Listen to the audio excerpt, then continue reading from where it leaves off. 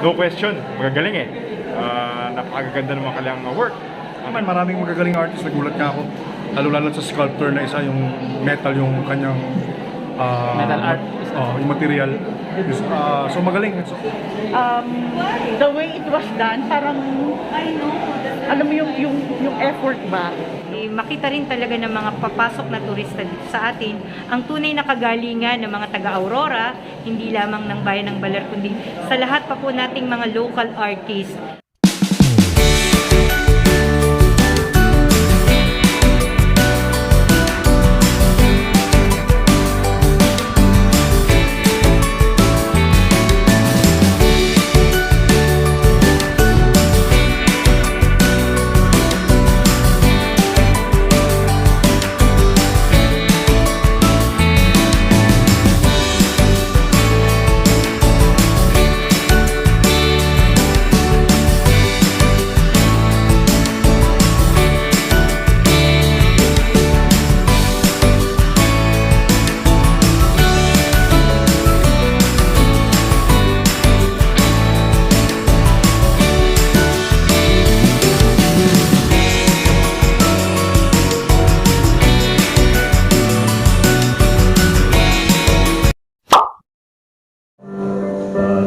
Na malinaw, kagat na bughaw, gayon ang Panginoon kong Jesus ng aking buhay. Saan man ako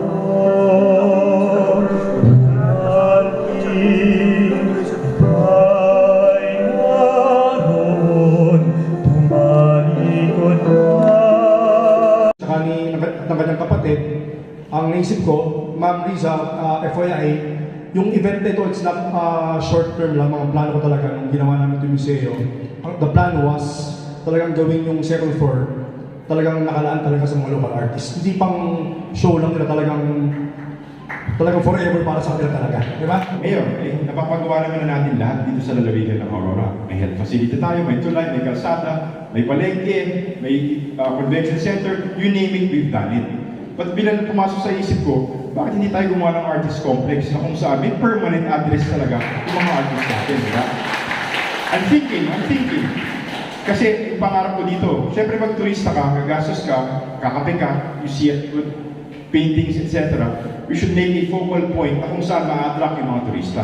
Nandiyan naman yung ordinansa eh. It is already there. Tapos, ang gagawin natin, aside from the museo na pupunta sila dito ng libre, pwede naman natin silang daanan doon. Sabi ko kay Mayor, you give me a lot. Bigyan mo ako ng isang lote na kung saan pwede tayo magtayo ng isang artist complex. And this will be managed not by me, not by Mayor, siguro yung mismong artist na lang dito sa buong lalawigan ng Aurora. Wherein, maglalagay po tayo na kung saan, halimbawa, a size of this museo, siguro pag pinaponda natin ng worth 20 million pesos, malaki-laki na yung magiging complex natin para dito po sa lalawigan ng Aurora.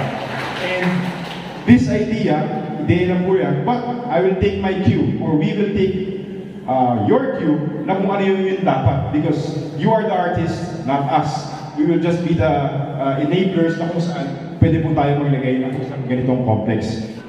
Okay.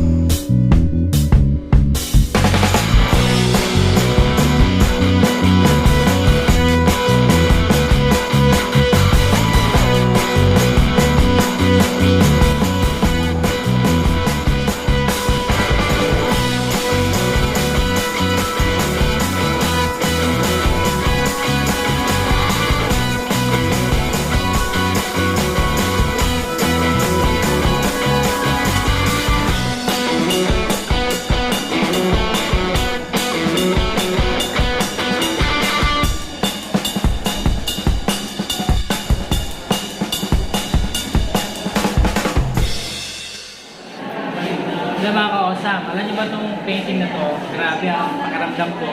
Parang makapigil hininga.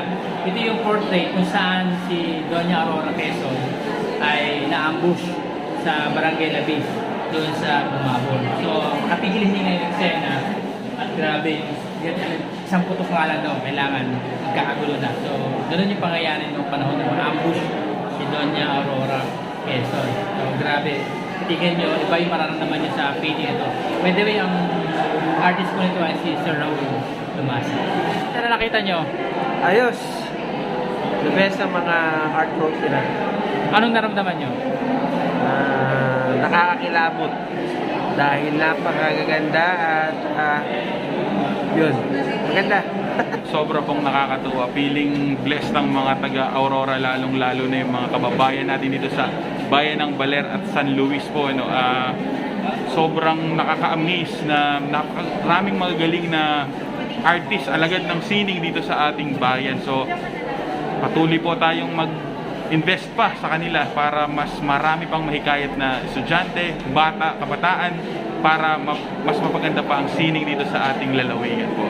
Siyempre po, unang-una sa lahat, pinagmamalaki ko po yung lahat ng artist ko dito sa Aurora, na hindi lang basta-basta yung mga ginagawa nila para sa specialty nila, hindi kumbaga parang yung buhay po nila, binibigyan nila ng portrait, kumbaga. Yun, pinagmamalaki ko lang din po si Kuya Anthony Henyosa, yung artist po namin na naging kasama po namin kasi si Kuya Anthony. So, parang syempre, pinagmamalaki po namin siya as the best artist for us. Yun po. Thank you lang po. I am very happy and napakasaya ko sapagkat ako ang napiling mag-host ng art exhibit na ito. And you know what? Sa pag-ikot ko sa museo ay namangha ako sa kagalingan ng ating mga painter, and this is world class. Napakagaling. And I am encouraging everyone for you to visit and grace Museo de Baler sapagkat may ipapakita dito ang talento ng ating mga kababayan. And of course, we need to support locals. Maraming salamat po. Actually, nagulat ako. Marami na magagaling palang painter, mga artist dito sa atin. Lalo na yung mata kanina. Kaya anak ni Sir Sherwin. Naano ako doon sa maraming mata na pastel oil. Ayun, sana supportahan natin po mga local artists ng Baler. At hindi lang Baler, ng buong Aurora. Kasi marami talagang mga manghaka, lalo na yung mga metal art nandun. Galing. Sa salitang Baler, napaakaw ako. Ayun. Parang yung pagkakagawa niya, I don't know how to call it kasi hindi naman ako magaling sa Alin art, po no? dyan? Alin po? Yung Ay, na yun, yung metal. Ano ba tawag doon? Parang, Parang tawag po 3D Opo. or hindi ko kabisado, no? Pero the way it was done, parang alam mo yung effort ba, no? So, yun, may mga nakita na ako, like yung isa doon, matagal ko na nakita yung painting na yun, no? Ang mga medyo bata pa kami, siguro yung painting na yun, kay Kuya Donel, mga 25 years ago na yun, no? So, hindi ko pa nakikita, but tomorrow I will Pabalik. move around talaga. Sige po. Thank you. Malaki po ang aking kagalakan at naging successful ang opening po ng ating art show dito sa Museo de Baler.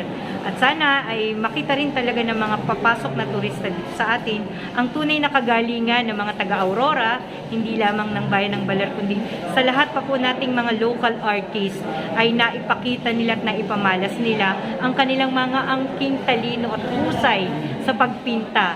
Kaya sa lahat po siguro ng ating makakakita ng iyo pong YouTube channel, may inganyo rin sila at bisitahin nila ang Museo de Baler upang sila rin mismo makita nila ang tunay na husay at kagalingan ng mga local artists dito po sa lalawigan ng Aurora.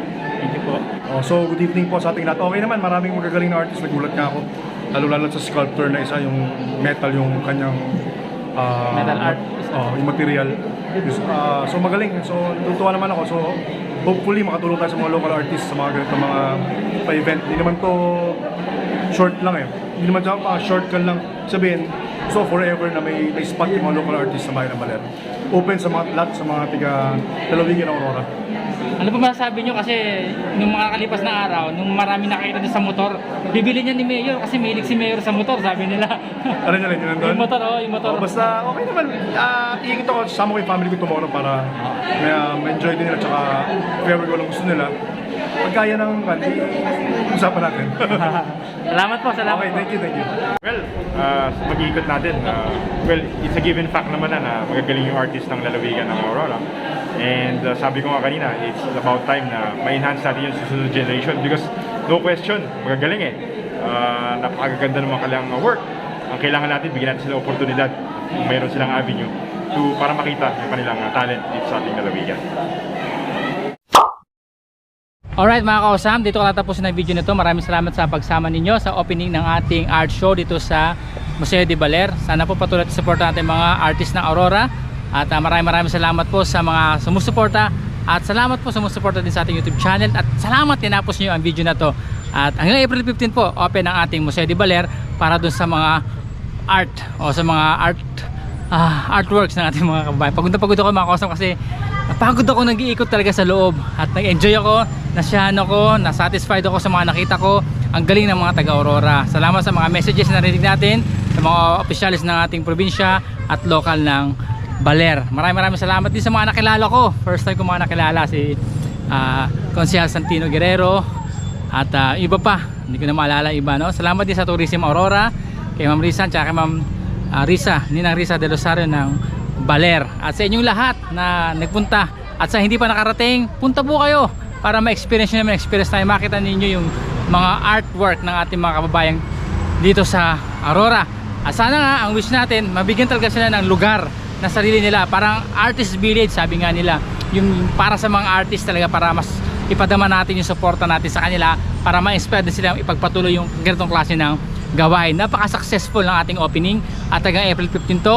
Pumunta kayo anytime na gusto ninyo. Bukas lang po ang Museo de Baler from I think 8 AM to 5 PM. So punta lang po kayo. Napagod ako, nalilibot. So ganito lang, maraming salamat. Hanggang sunod yung video, hanggang sunod yung vlog. Pupuntahan natin yung mga artist at personal natin silang i-video po kung kanilang mga kwento at ang kanilang makaranasan sa sila nagsimula at paano sila nagpatuloy natuto sa kanilang mga talento para ma-inspire din naman kayo mga ka-awesome. Thank you very much. Hanggang dito na lang. Hi, God bless everyone. Uwi na, gabi na. Thank you so much. Dito na again sa Quezon Park. Dito na tayo sa Quezon Park, gabi na. Bye bye, daldal ko.